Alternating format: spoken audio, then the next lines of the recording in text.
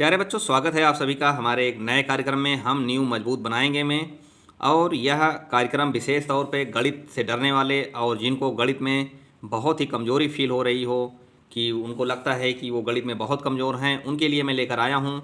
यह क्लास छोटे बच्चों के साथ साथ बड़े बच्चे भी देख सकते हैं जिनको मैथ के बेसिक कॉन्सेप्ट क्लियर नहीं होते हैं। तो इसी क्रम में आज मैं टॉपिक लेकर आया हूँ आयत। इसके बारे में आज हम विस्तृत से देखेंगे आयत क्या है और इस पर आधारित और इसकी विशेषताएं क्या हैं, और उसके बाद इस पर आधारित विभिन्न प्रकार के प्रश्नों को देखेंगे। तो शुरुआत करते हैं इस टॉपिक की। सबसे पहले आपको बता दें, आयत को इंग्लिश में रेक्टेंगल कहते हैं। आयत क्या है? तो बात करें आयत क्या है, तो यह चार भुजाओं या रेखाखंडों से घिरी हुई या एक बंद आकृति या संरचना होती है। आयत का मैं आपको चित्र बता दूं, ये है आयत का एक रफ इसके चित्र, जिसमें आमने सामने की इसकी दो भुजाएं समान होती हैं और प्रत्येक इसके अंतःकोण 90 डिग्री के होते हैं। या आगे देखें, या इसको कहें, यह एक ऐसा चतुर्भुज है जो चार भुजाओं से घिरा हो या जिसके आमने सामने की भुजाएं समांतर होती हैं। तो ये भुजाएं इसकी, ये और ये भुजाएं दोनों समांतर हैं, ये भुजा इस भुजा के दोनों समांतर हैं। अब इसकी हम विशेषताओं पर चर्चा करेंगे। इसकी विशेषताएं जो हैं, इसको हम देखते हैं विशेषताएं इसकी क्या क्या हैं। तो सबसे पहले इसकी विशेषता है, इसमें चार भुजाएं होती हैं आयत में। फिगर के माध्यम से मैं विस्तृत और बहुत ही सरल शब्दों में समझाने की कोशिश कर रहा हूं आप सभी को। ये चार भुजाएं, 1 2 3 4, ये चार भुजाएं हो गई इसकी। इसमें चार अंतः समकोण होते हैं। अंतः समकोण की बात करें, पहले हम नाम दे देते हैं। इसका नाम ए, ये हो गया बी, ये सी और ये डी। अंतः समकोण की बात करें कि ये 90 डिग्री पे होते हैं। एक कोण इसका ये हो गया, एक ये हो गया, एक ये हो गया और एक ये हो गया। ये चारों कोण 90 डिग्री के होते हैं।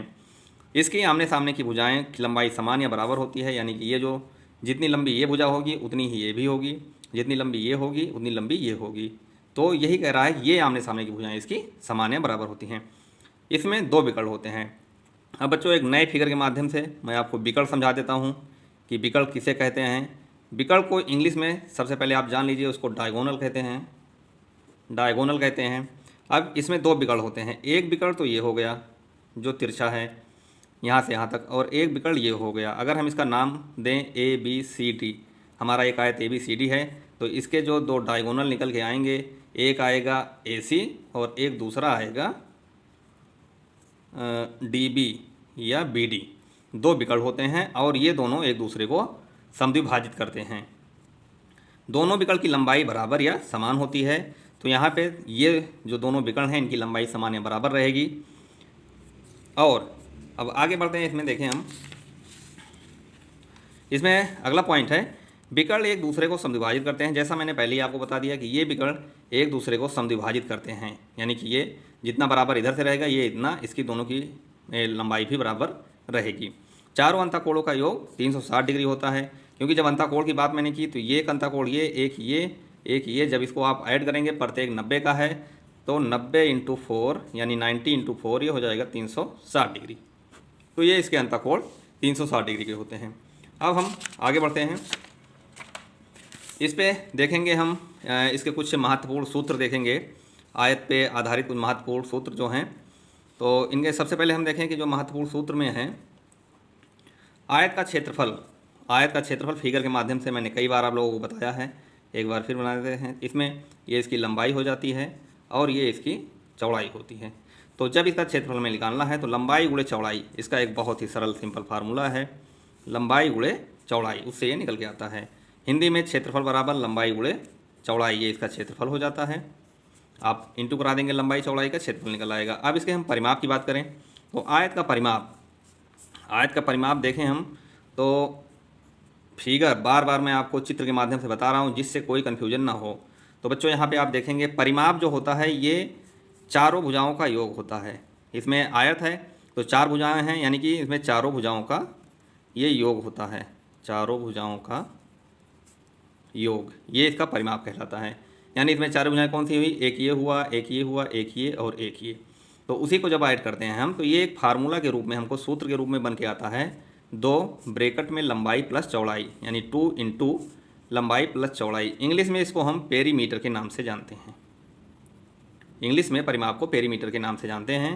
आप इसको चारों भुजाओं को ऐड कर लेंगे या व्यवहारिक तरीके से, तब भी वही आंसर आएगा, और इस तरीके से लगाएंगे तब भी वही आंसर आएगा।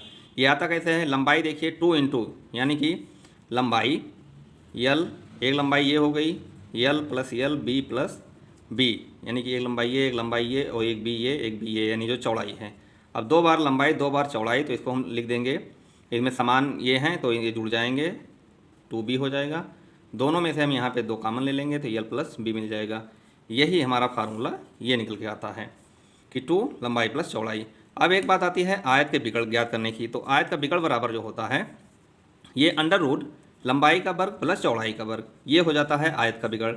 या बहुत ही बेसिक हम देखें जो आयत का विकर्ण कैलकुलेट करने की, यहाँ पे हम दिखा दें आपको, ये हो गया आयत और ये इसका विकर्ण हो गया। तो इस विकर्ण की हम बात करें ये इतने की, तो जब विकर्ण निकालना है पाइथागोरस प्रमेय, आप लोग जो छोटे बच्चे हैं वो भी नहीं जानते होंगे, लेकिन जो 7वीं 8वीं में हैं वो इसको जानते होंगे कि पाइथागोरस प्रमेय क्या है। तो आयत का विकर्ण निकालने के लिए विकर्ण का वर्ग बराबर ये विकर्ण हो जाता है, विकर्ण का वर्ग ये हो गया लंबाई और ये हो गई चौड़ाई, चौड़ाई का वर्ग, एक फार्मूला इसका ये बन जाता है। अब आगे हम इसके मात्रक की बात कर लेंगे।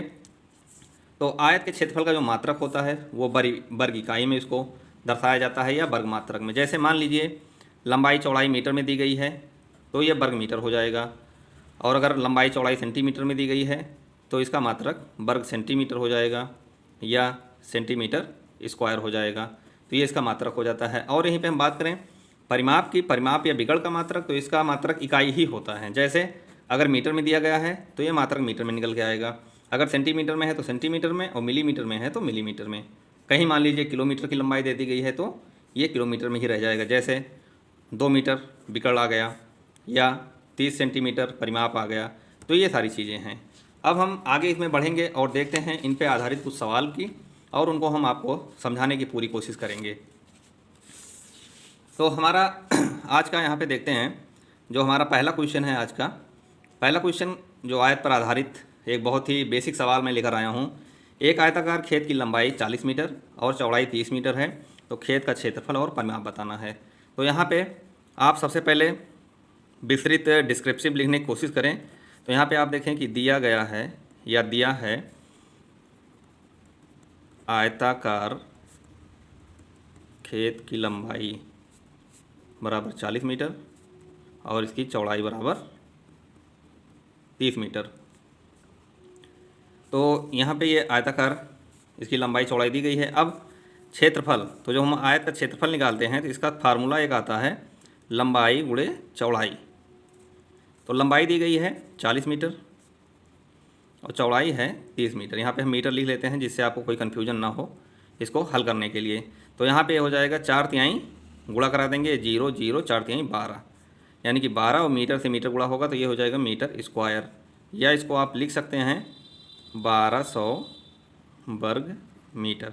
आपका ये भी उत्तर सही है और ये भी उत्तर सही है। तो इस प्रकार से ये इसका क्षेत्रफल आ गया। अब परिमाप की बात करें। परिमाप मैं पहले भी बता चुका हूँ कि परिमाप जो होता है वो आयत के क्षेत्र में, आयत के इसमें चारों भुजाओं का योग होता है, यानी चारों भुजाओं का योग होता है। तो इसमें लंबाई दी गई है। अब या तो आप फार्मूले से निकाल लें परिमाप के लिए, P बराबर होगा 2L + 2 × L + B, ये हो जाएगा। या आप बेसिक तरीके से, व्यवहारिक तरीके से कैलकुलेट कर लें। लंबाई इसकी लिख लीजिए 40, चौड़ाई 30, तो ये भी लंबाई 40 हो जाएगी, ये भी चौड़ाई 30। आप इन चारों को या तो जोड़ लीजिए तब भी जो उत्तर आएगा सेम रहेगा, और इससे भी जो उत्तर आएगा वो भी सेम रहेगा। अब मैं आपको दिखाता हूँ। 2 गुणे लंबाई है 40 प्लस चौड़ाई है 30, तो ये हो जाएगा 2 गुणे 4 3 7, टोटल हो जाएगा 70, ये मीटर में ही रहेगा। अब ये आ जाएगा 140 मीटर, यानी कि जो हमारा परिमाप आया P फॉर पेरीमीटर इंग्लिश में कहते हैं, तो ये हो गया 140 मीटर। अब यहाँ पे मैं व्यवहारिक तरीके से आपको बताता हूँ। इनका चारों का योग आप देखिए, 4 3 7 और 7 4 11 और 3 14। आप इसको जोड़ेंगे तो यहाँ भी हमारा परिमाप जो निकल के आएगा ये भी हो जाएगा 140 मीटर के। ठीक, अब अगले सवाल की तरफ बढ़ते हैं। अगला क्वेश्चन है, एक आयत की लंबाई 4 मीटर, चौड़ाई 3 मीटर है, तो इसके सभी आयामों यानी क्षेत्रफल, परिमाप और विकर्ण की गणना कीजिए। तो अब यहाँ पे आप देखिए लंबाई दिया गया है आपको, लंबाई बराबर 4 मीटर और चौड़ाई दी गई है 3 मीटर। अब सबसे पहले क्षेत्रफल तो बहुत आसान है, आप अभी तक समझ गए होंगे सभी छोटे बच्चे हमारे, और जो बड़े बच्चे हैं जो गणित में कमज़ोर हैं उनके लिए विशेष रूप से। लंबाई हो गई 4 मीटर, आप लिख लीजिए 4 मीटर, चौड़ाई 3 मीटर।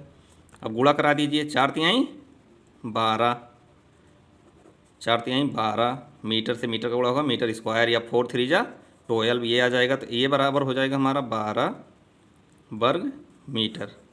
ठीक, एक ये हो गया। अब परिमाप की बात करते हैं। परिमाप जैसे मैंने पहले भी बताया कि चारों भुजाओं का योग होता है। तो अब देखिए परिमाप का मैं सीधे यहाँ पे फार्मूला लगा देता हूँ, इससे कैलकुलेशन आपकी आसान हो जाएगी, आप जल्दी कम समय में स्पीड पकड़ सकते हैं। 2 गुणे लंबाई 4 मीटर है और चौड़ाई 3 मीटर है। अब आप पहले ब्रैकेट के अंदर का जोड़ लीजिए, 4 3 7 मीटर हो गया। अब 2 से गुणा करा दीजिए, 7 दूनाई 14 मीटर। तो पी फॉर परिमाप पेरीमीटर, पेरीमीटर 14 मीटर आ गई। तो यहाँ पे मैं मात्रक की बात कर रहा था, इसका मात्रक यहाँ पे मीटर है तो ये मीटर इकाई में ही है, और इसका जो क्षेत्रफल का मात्रक होता है ये वर्ग इकाई आता है, यानी मीटर दिया गया है तो वर्ग मीटर हो गया है। अब कह रहा है विकर्ण बताओ, ये यहाँ पे परिमाप हो गया और अब हम विकर्ण की गणना करेंगे। ठीक, यहाँ पे हमने क्षेत्रफल इसका निकाला था। तो विकर्ण बराबर जो होता है, विकर्ण का जो एक फार्मूला है उस फार्मूले से मैं आपको अभी सिखाने की कोशिश कर रहा हूँ, इसलिए जिससे आप कम समय में जल्दी सवाल समझते हुए लगा जाएँ। अब देखिए ये इसका फार्मूला है, विकर्ण बराबर अंडर रूट लंबाई का स्क्वायर प्लस चौड़ाई का स्क्वायर। ठीक, तो अब यहाँ पे जो मान आपको दिए गए हैं, लंबाई चौड़ाई की जो वैल्यू दी गई है वो रख दीजिए। लंबाई हो गई 4 मीटर और प्लस चौड़ाई है 3 मीटर, आप इसमें लिखें। अब देखिए अब वर्ग है, वर्ग का मतलब होता है कि 2 बार गुणा 4 मीटर प्लस 3 मीटर गुणे 3 मीटर, एक ब्रैकेट में इसको कर देते हैं। अब गुणा करा देंगे, 4 चौक 16 मीटर से मीटर का गुणा मीटर स्क्वायर और प्लस 9 मीटर स्क्वायर, ये अंडर रूट में ही अभी रहेगा। अब इसको दोनों को हम जोड़ते हैं तो जो इसका दोनों का कैलकुलेशन आएगा निकल कर ये आएगा 16 9 25 मीटर स्क्वायर। अब यहाँ पे इसका वर्गमूल निकालना है, तो वर्गमूल होता है कि इसमें इसको 2 टुकड़े में आप बांटें, इसमें जोड़ा बना के जोड़े से एक पेयर हम बाहर निकालेंगे। अब यहाँ पे आपको बहुत ही सरल मैं तरीके से बता दूँ, जैसे 25 से गुणा करेंगे हम 5 गुणे 5, और ये मीटर आपका है, मीटर स्क्वायर है तो इसको लिख सकते हैं मीटर गुणे मीटर। अब देखिए वर्गमूल में यही होता है कि जोड़ा बना के एक हम उसमें से बाहर निकाल लेंगे। तो अब देखिए ये हो जाएगा, एक 5 हमारा बाहर आ जाएगा और एक मीटर बाहर आ जाएगा। तो इस प्रकार से जो हमारा इसका विकर्ण निकल कर आएगा ये हो जाएगा 5 मीटर, ये इसका विकर्ण हो जाएगा। अब अगले सवाल की तरफ हम बढ़ते हैं। अगला सवाल हमारा है, यदि आयत का परिमाप 56 सेंटीमीटर व लंबाई 20 सेंटीमीटर है तो आयत का क्षेत्रफल बताओ। तो ये सवाल आप इसको इम्पोर्टेंट मार्क कर सकते हैं, क्योंकि इसमें परिमाप दे दिया गया है, आपको परिमाप के सूत्र से तुलना कराते हुए पहले चौड़ाई, आपको सबसे पहले लंबाई। अब आप यहाँ पे देखें कि क्षेत्रफल ज्ञात करने के लिए लंबाई और चौड़ाई की ज़रूरत पड़ती है। ठीक, तो लंबाई तो आपको दे दी गई है, लेकिन चौड़ाई आपको पहले निकालना पड़ेगा, और ये आप कैसे निकालेंगे, जब इसको परिमाप वाले सूत्र से इसकी तुलना कराएंगे। अब देखिए परिमाप क्या होता है आयत का परिमाप बराबर 2 गुणे लंबाई प्लस चौड़ाई। अब यहाँ पे देखिए आयत का परिमाप हमको दे ही दिया गया है, ये है 56, या 2 गुणे ब्रैकेट में लंबाई प्लस चौड़ाई। ठीक, अब यहाँ पे लंबाई प्लस चौड़ाई। ठीक, अभी आप यहाँ पे देखें कि 2 है, इसको एक तरीका ये है सॉल्व करने का, एक मानिए आपका एक समीकरण बन गया है ये, इसको ये एक तो यहाँ से आप सीधे बराबर बराबर में काट सकते हैं। दूसरा तरीका ये है कि अगर कोई चीज़ बराबर के दाहिने या बाएं, अगर एक तरफ ये इधर गुणे में है तो जब बराबर के दूसरी तरफ हम ले जाएंगे तो ये इधर भाग में आ जाएगा। तो इसको हम ऐसे लिख देते हैं, लंबाई प्लस चौड़ाई 2 बराबर 56। अब ये 2 यहाँ पे गुणे में है, इसको इधर लाएंगे तो भाग में हो जाएगा, तो ये अगले स्टेप में कर दें, लंबाई प्लस चौड़ाई बराबर 56/2, ये कट के आ जाएगा 28। अब देखिए आपको मिला क्या, लंबाई प्लस चौड़ाई बराबर 28। अब लंबाई आपको दी गई है 20 सेंटीमीटर, यहाँ पे रख दीजिए 20 सेंटीमीटर, और चौड़ाई आपको ज्ञात करना है, यानी कि b की वैल्यू आपको ज्ञात करना है। अब इसको जब आप इधर पक्षांतर कराएंगे, यानी कि अगर कोई चीज़ प्लस माइनस में है, जब आप बराबर के उसको दूसरी तरफ ले जाएंगे तो उसका चिन्ह बदल जाता है। तो यहाँ पे इसके सामने ऑलरेडी प्लस छिपा हुआ है, तो इसको जब उधर ले जाएंगे बराबर के दाईं दूसरी ओर तो ये माइनस में हो जाएगा। तो यहाँ पे आपकी चौड़ाई निकल कर आएगी 28 माइनस 20 बराबर 8 सेंटीमीटर, क्योंकि हमें चौड़ाई सेंटीमीटर में दी गई है तो जो हमारी ये वैल्यू निकल के आएगी सेंटीमीटर में ही होगी। अब क्षेत्रफल के लिए आप निकाल सकते हैं, बहुत आसान है। क्षेत्रफल ए बराबर A for area, L for length, B for width, तो ये हो गया लंबाई गुणे चौड़ाई। तो लंबाई हमें दी गई थी 20 सेंटीमीटर और चौड़ाई हमने निकाला 8 सेंटीमीटर।